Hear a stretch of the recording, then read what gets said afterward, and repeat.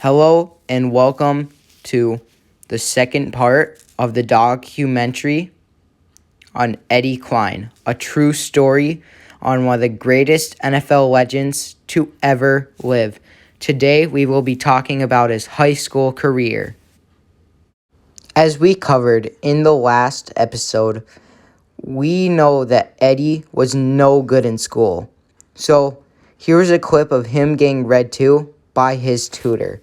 He needed so much help, and he just couldn't get it on his own. He just didn't come to his head right. In his brand new white shoes. Pete loved his white shoes so much, he sang this song. Yep, that. I love my white shoes, I love my white shoes, I love my white shoes. Eddie made up for it completely with sports. He was the greatest. Eddie received offers from every single school in the universe, offering full rides completely in every sport, for eating to tug of war to track and field. He was number one in all of these. To chewing, I really don't know how that's a sport, but it is. So yeah, deal with it. And wrestling, number one in the universe. No one could ever beat him in wrestling. He was undefeated. And then fetch. Don't know how that's a sport either, but still. Number one. In football, he could catch everything. He could run over everyone. Hockey. And then baseball. He had dinger after dinger, always. Here is the scouting report that they used to judge Eddie. Here are some of his highlights from high school for football, which was his best sport, but all of them were basically his best sport. He could catch everything. He was number one receiver in the nation. No one could top him. He was also a great corner. He could play every position but quarterback. He could barely throw the ball. But that's because he didn't even have hands. But he was the best corner, too. His only problem was he would lack focus. He just would lose all focus and just forget where he is sometimes. It was like he had too many concussions or something. Sometimes this would happen, but Eddie was also the greatest tackler in the world. If you for some reason got the ball, there's no way you would ever get past Eddie. You would be dropped instantly. Eddie requested that we show his highlight reel for other sports as well.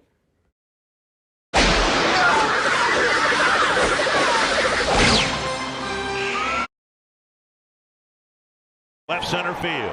High and deep and gone! A home run! You thought that those highlights are good, but those were the worst plays of Eddie's career. Those were the worst plays that he's ever had. Were those. And they were still really good. So, I just want to say that he was amazing.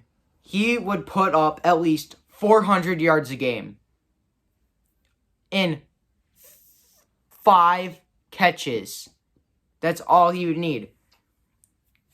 That's all he would need. At least 400 yards every single game. And that's not a lie.